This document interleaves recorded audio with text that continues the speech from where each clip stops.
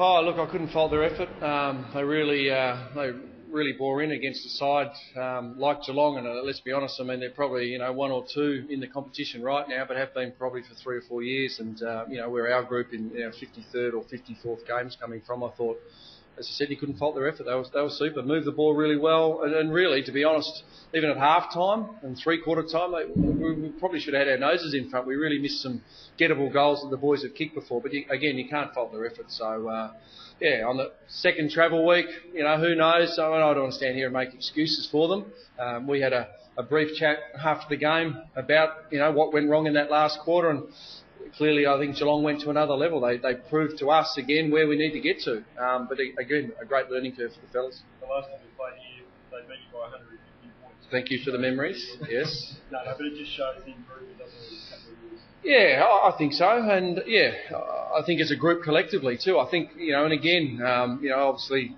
the skipper was superb again most of the night, but I think that's the thing now. He's starting to not be overshadowed, but we're starting to look like a team now, in offence and defence, and around the clearances, and we're starting to play as a team, which hopefully should lessen his load and allow him to play certainly a longer career, if you know what I mean. And certainly we've got some of the boys that have been in the system for 3 years, Swallow and Prestia. Luke Russell played his best game for the club tonight. Rory Thompson again was super as probably a 20-second gamer at full back. Tommy Lynch continued to stand up under fire, playing against an extra man. So the boys are growing up, they're maturing before our eyes.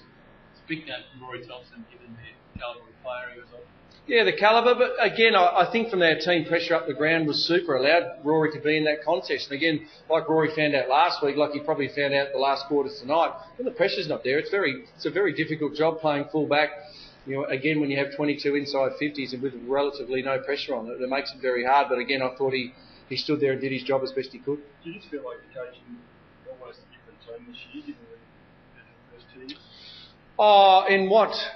Probably the execution, yes, and our ability to stay stronger over the football. And again, probably waiting, the captain normally steps up and grabs those balls and starts a lot of our offensive movement. But, again, he's having a bit of a chop out through the availability of Dion Prestia and Jager O'Meara and David Swallow and some of the other boys have jumped up to get their hands on the ball. That's allowed us to play more of a team game, and that's what I think our boys are delivering, and that's what the opponents are starting to see. How much for has the past 2 weeks now against two very, very good sides given your side the upcoming rounds of the year?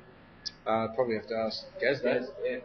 Yeah, look, you can just see the boys, especially the mental side of the game. Obviously, the mental side of the game is massive, and you can just see the boys a lot more confident than they have been the last couple of years, and I think that comes with experience. And it's disappointing to let ourselves down in the last quarter. We didn't do the little things well, and against a good side like Geelong, they're going to hurt you going the other way. You really beat them at their own game You really beat them at their own game for 3 quarters tonight. That must give the side a huge belief going forward. Yeah, I think so. Look, I obviously haven't looked at the stats, but I think we won't contest the ball for the first 3 quarters and got smashed in the last quarter. So we're just going to get back to playing 4 quarters. If we can do that, we're going to give ourselves a great opportunity to win games. How did you feel your reception was from the Geelong crowd tonight? Yeah, they were great. It's always good to get back down here and play in front of the crowd. I played in front of for years, but it would have been good to come over and win, and we didn't get that, which is a bit disappointing. What was it like, the lights, guys? A bit different coming in? It was a bit different. Obviously, the first game, under lights, and I'm sure the town loved it. But I'm not really thinking about that too much, mate. We had a great opportunity tonight, and we battled away for 3 quarters, played some fantastic footy, but let ourselves down in the last, and I'm sure we'll view that during the week. You and Stephen Johnson had a nice tangle there. 2 old mates going at it. Yeah, look, it's always great to go out and play against the ex-teammates.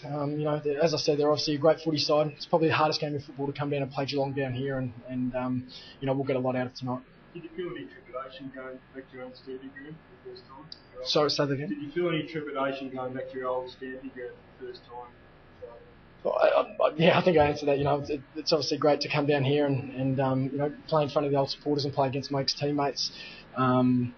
But I really want to come away from with a win tonight. 3/4 time, the boys are up and about, and I think as I said, the mental side of the game is a massive part of the game, and we let ourselves down. Little things, contest the ball, making early decisions to spread defensively, offensively, and I'm sure, as I said, we'll get a lot out of tonight. Would it be in terms like Yago on there, Geelong first year, then just taking another step, or Yago's first year, obviously, another step this year? Yeah, they have. A lot of boys have really stepped up this year, and that obviously comes with experience. But we're going to make sure we keep moving forward as a club. We learn a lot from games, and we get a lot out of our training sessions as well. So, we'll move forward, review the game on Monday, and then great opportunity against North Melbourne next week. Is the overall outlook then positive or negative on tonight's game? There's some positives and some negatives. So, as I said, we'll go back, review the game Monday. We'll look at some positives, and we'll also look at some negatives and just try to improve as a football side. Coaches probably don't like to highlight individual things, but what do you think of Gaz's goal in the last quarter? Well, I want to say having a flashback. It was probably more Gaz having a flashback. I remember him kicking a nasty one in the rain. Was that against Brisbane or something? Yeah, I knew you'd know. But yeah, it was. I reckon it was harder tonight, of course. But yeah, it was probably regulation for Gaz. It certainly came at a critical stage, and that's what good players do. They turn up at the right moments, and that was certainly a moment for us. So it was a great goal, and we just would have minded another 10 or 12 after that. Was it like a flashback for you, Gaz? Not really, mate. I kicked the goal and made my way back to the centre, mate, and I think we were down by about 20 points at that stage. So I thought we still had a chance, but unfortunately they ran away with it. What was the injury? Fish obviously got subbed out. He's got an ankle sprain, but I think he's probably the only one that would be in doubt for next week. Yeah, thanks.